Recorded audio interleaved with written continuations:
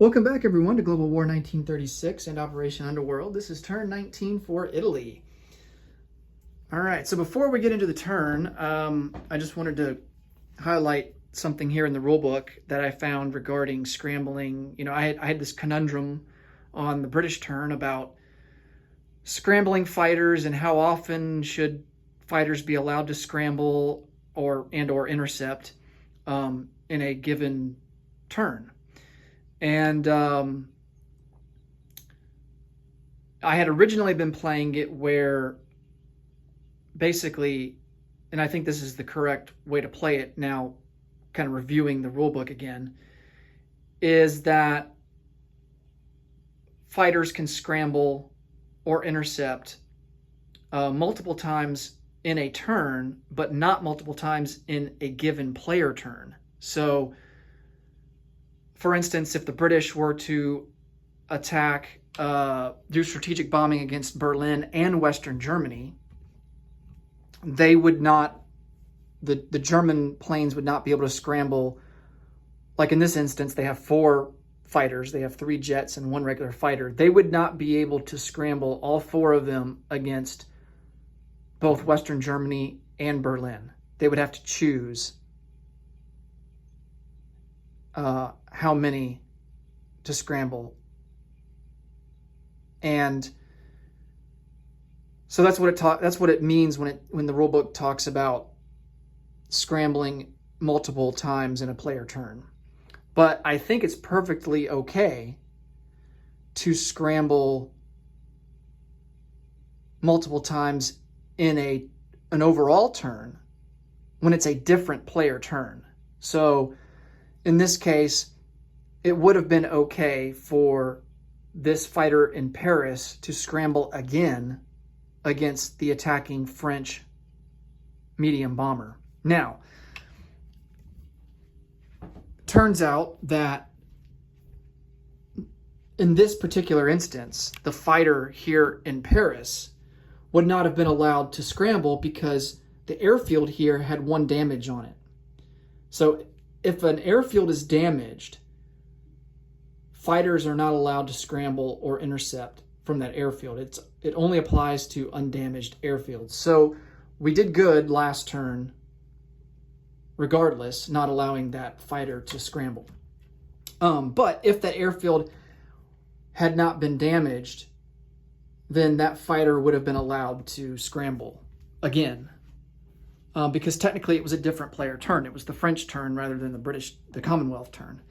And so here it is right here in Chapter 10 in the combat phase. Units that have the opportunity to participate in multiple battles in a particular player turn, i.e. scrambling, intercepting, escorting, can only participate in 1 battle per turn. Right? And that goes back to fighters not being able to participate in the strategic bombing of Berlin and Western Germany. They have to pick which one they're going to be involved in. The only exception to this rule is blitzing. So yeah, I think my original thought on the rule was the correct one, where fighters are allowed, like if the British come in and they strategic bomb, fighters scramble, those fighters would be able to scramble again, say if the Americans on their turn decided to also strategic bomb, because it would be a different player turn. All right, so hopefully that all makes sense and got that all straightened out. So for the Italians, we're going to go for improved construction. We are at stage 2 for that. For purchases, we're looking to get a little bit more punching power. We're going to go for 2 medium armor for 12 and then a self-propelled artillery for 5.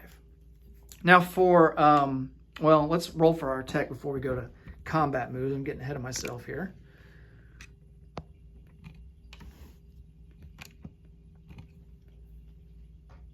All right, we need a 7 or higher. And we got a 7. All right, so we move up to stage 3 for construction. Now we can go to combat moves. All right, so I think we're in perfect position here to launch an attack against Istanbul. I debated between that and Gibraltar, and I just think we're in better position to go after Istanbul. Regardless, both are worth 2. Istanbul is worth 2 IPP. Gibraltar, at least for us, is also going to be worth 2 IPP because we would get a bonus income from that. Gibraltar in and of itself, for anyone else, is not worth anything. But for us specifically as the Italians, we would get a bonus of +2 for that if we were to take it. So, but I don't like our positioning right now as it stands to go after Gibraltar, so I think we're going to go after Istanbul instead. All right, so let's move in a mountain infantry and an artillery from Bulgaria. A fighter from central Romania will come down 1-2 and join. A fighter from Thessaly will come over 1-2 and join. We have 2 mountain from Macedonia. They're going to join as well, along with 2 infantry from Macedonia.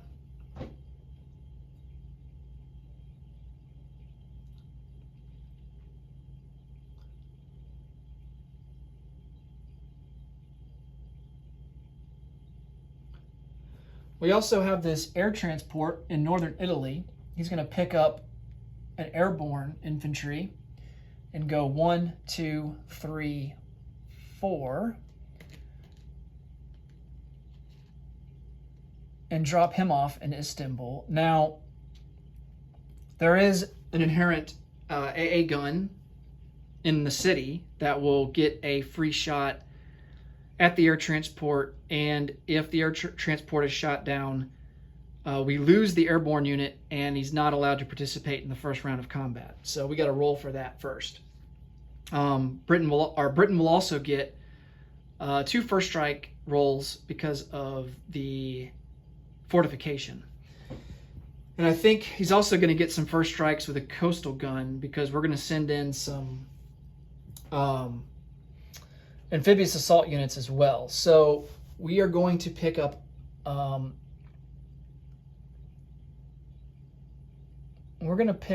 let's see, an infantry and this mountain from Crete.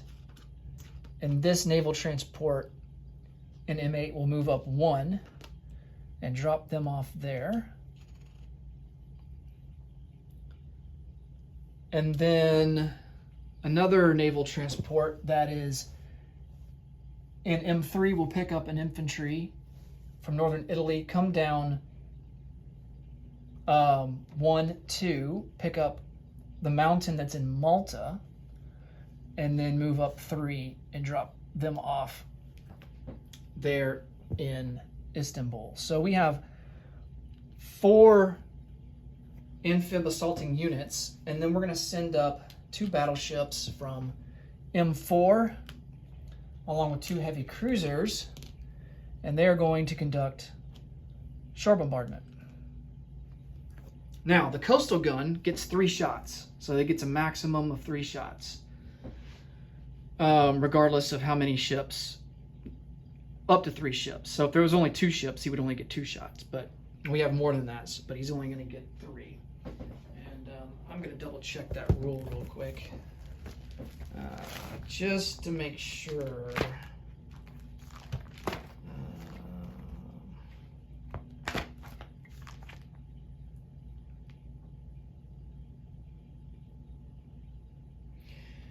Let's see, defending coastal artillery.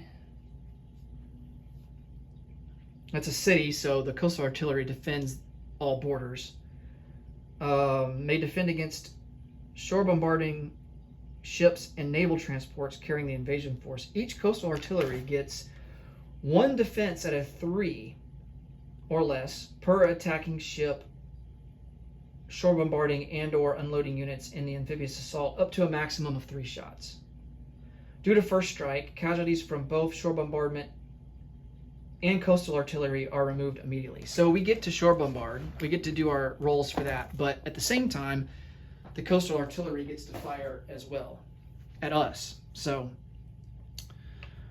all right, so a lot going on. That's going to be our only combat move. So let's come over here and roll for that.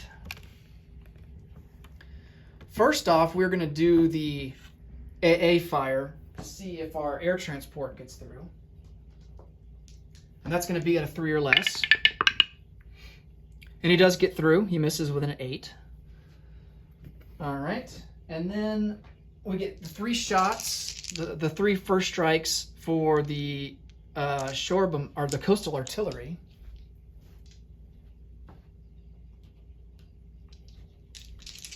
And they're going to be at a 3 or less.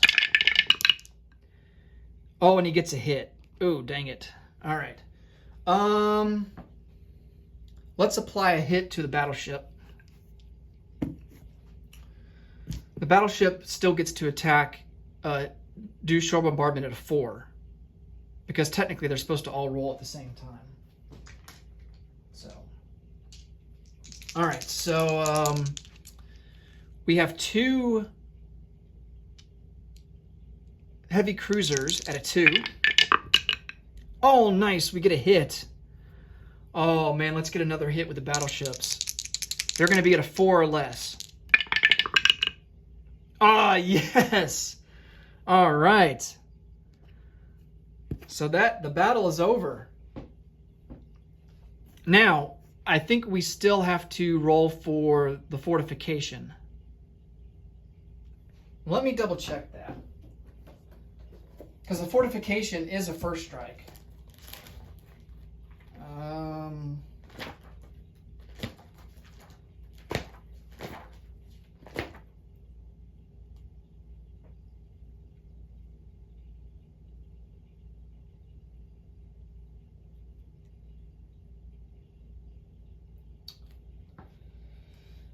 Oh, let's see.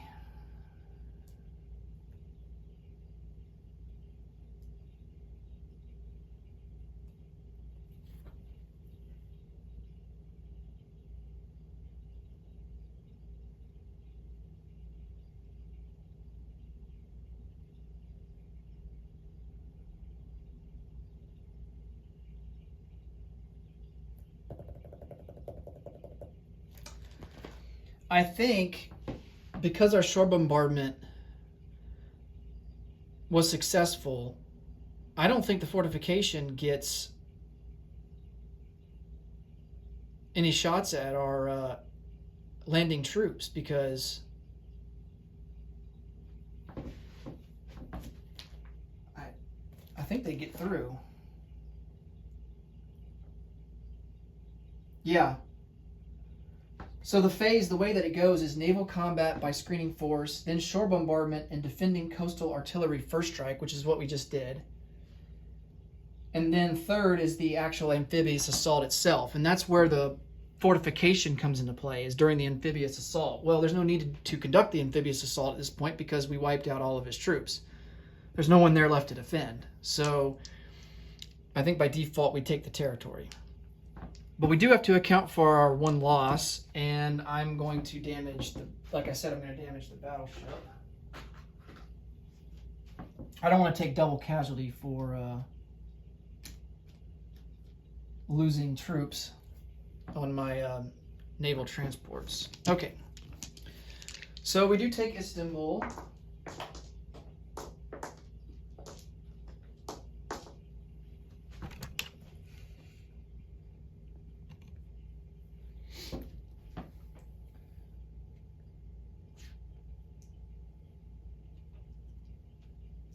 And the fortification and the coastal gun get removed. Istanbul is worth 2. So that will move us up from 15 to 17. The British down from 32 to 30.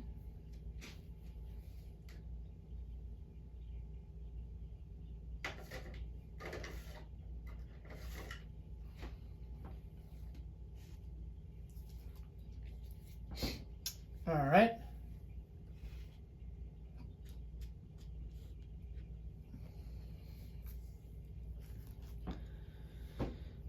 Let's see, non-combat moves. We're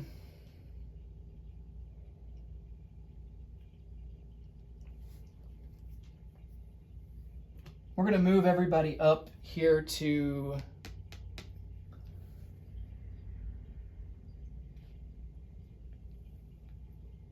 M7. Just place them here on the unit card.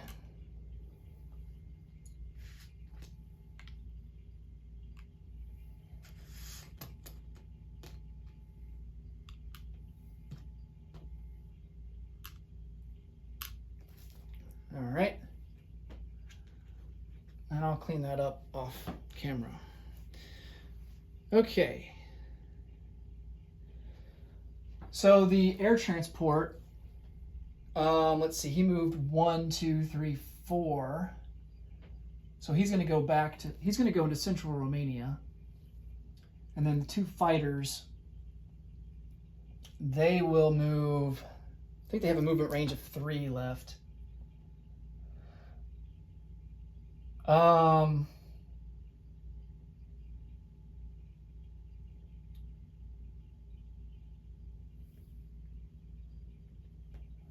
Let's place them down. 1, 2, 3.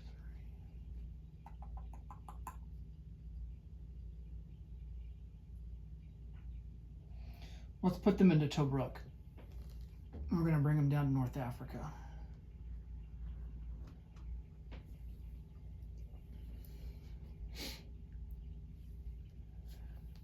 Okay.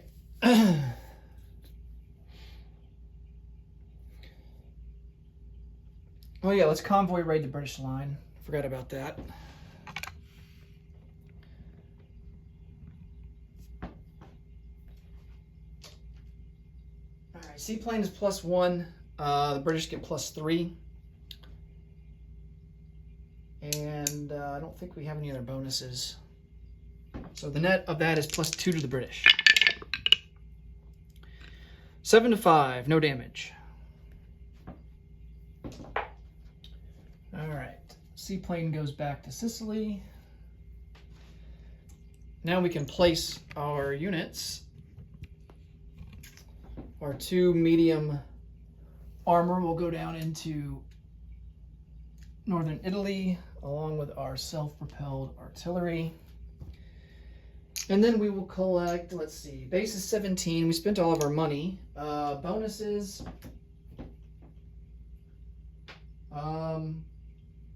We don't have Gibraltar or Suez, but we do get +2 for no Allied ships in the Mediterranean. So we will end up with 19 to spend for next turn.